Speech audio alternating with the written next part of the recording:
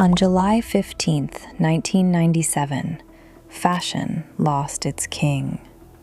He was shot on the steps of his own mansion in Miami. Cameras flashed. News anchors repeated his name for days. Supermodels cried at his funeral. The world watched in shock. And in that moment, a question hung in the air. Was Versace about to die with him? To answer that, we have to rewind.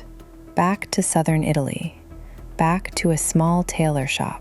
Back to a young boy watching his mother cut fabric by hand. This is the story of Versace, the rise, the fall, and the reinvention of one of the loudest luxury brands in the world. Part 1. The vision and early beginnings. Before there were red carpets and gold safety pins, there was Reggio Calabria. Gianni Versace was born in 1946 in Calabria, a region in southern Italy with deep Greek roots. The area was once part of Magna Grecia, Greater Greece, and ancient myths were part of everyday life. Gianni grew up surrounded by craft and mythology, which is later going to be important. His mother owned a small dressmaking shop. As a child, he watched her sew gowns for local women. He learned how fabric moves, how clothes can change how someone feels. On February 5th, 1972, Gianni moved to Milan, the city where Italian fashion was growing fast. He started designing for other brands. His name slowly began to circulate in fashion circles. He wasn't famous yet, but people were noticing. Milan in the 70s was becoming a global fashion capital. In 1976, his older brother Santo joined him in Milan. Santo had a business degree, so he understood numbers and strategy. The creative mind met the business brain. Together with Claudio Luti, they decided to create a company under Gianni's name. In 1978, the brand Gianni Versace was born. That same year, the first collection was shown in Milan. The reaction was strong. Versace didn't whisper.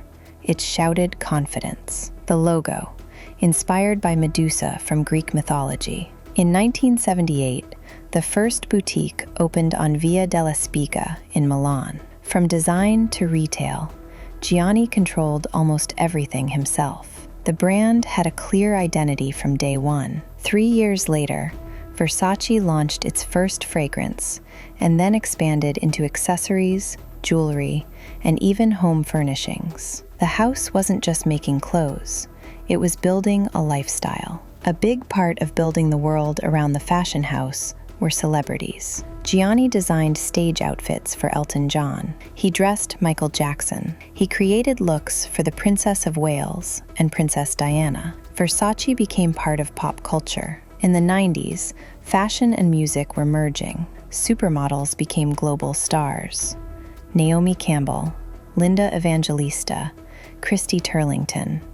They walked for Versace and helped define the era. The brand became a symbol of power, sex, and fame. In 1994, Elizabeth Hurley stepped onto a red carpet in a black Versace dress, held together by gold safety pins. The media called it that dress. Years later, it would be voted the most iconic dress of all time. By the mid-90s, the house was at its peak. Then, everything changed.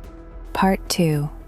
The shock that everything changed. On July 15th, 1997, Gianni Versace was murdered outside his Miami home. Gianni was not just a designer. He was the face of the brand, the creative engine, the decision maker. Without him, the company felt exposed. The world expected collapse. Leadership shifted within the family. Donatella Versace, his sister and longtime muse, became creative director. Santo Versace, his older brother, stepped into the CEO role. Gianni had left 50% of the company to Donatella's daughter, Allegra Versace Beck. She would officially assume control of that stake when she turned 18. The brand stayed in family hands. Donatella was stepping into one of the hardest roles in fashion, replacing a legend. Every collection would be compared to Gianni's legacy. In 2000, something unexpected happened. Jennifer Lopez walked the Grammy Awards red carpet in a green jungle print Versace dress. It was sheer. It plunged almost to the waist. It was impossible to ignore. The internet exploded. The demand to see the image was so high that because of it, Google Images has been created. In 2003, Fabio Massimo Cacciatore was hired as interim CEO to reorganize the company. He resigned the same year after disputes with the family. In 2004, Giancarlo Di Riccio took over as CEO. He stepped down in 2009 after disagreements with Donatella. Leadership tensions added pressure. The company was trying to control all aspects of production and sales. The family had to adapt or risk losing control. In 2014, the Blackstone Group purchased a 20% stake in Versace for 210 million euros. For the first time, outside investors entered the family business. Luxury was becoming global. Competing with giants like LVMH required capital. Independence became harder to maintain. In 2018, the brand announced it would stop using fur, and 2 years later, it stopped using kangaroo leather. The house responded to new values. Younger consumers were asking questions about sustainability and ethics. Versace adjusted its materials without losing its bold image. Then, in September 2018, Michael Kors offered to buy Versace for around 2 billion euros. The Versace family and Blackstone agreed. By December 2018, the acquisition was completed. Donatella remained head of creative design. In January 2019, Versace officially became part of Capri Holdings, alongside Michael Kors and Jimmy Choo. The family let go of ownership. Joining a larger group meant more resources, wider distribution, and stronger global positioning.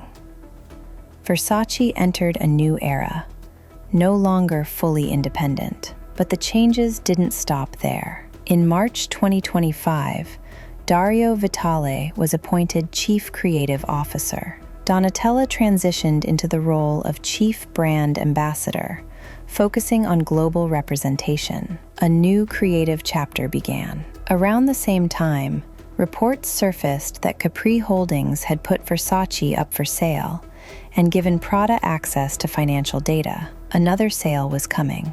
By April 2025, Prada announced it would buy Versace for around 1.25 billion euros. Donatella stepped officially down. In February 2026, Peter Moulier, formerly creative director of Alaya, was announced as the next artistic director. Under Prada, which also owns Miu Miu, Versace became part of a group competing directly with luxury giants. The future would depend on balancing heritage with reinvention. And yet, through all the changes, one thing stayed consistent: the Medusa, the gold, the confidence. Versace was born in 1978 from a designer who believed clothes should empower the body. It survived murder. It survived financial decline. It survived ownership changes. It survived cultural shifts. Now, it stands inside one of Italy's most powerful luxury groups. Versace was never just about glamour.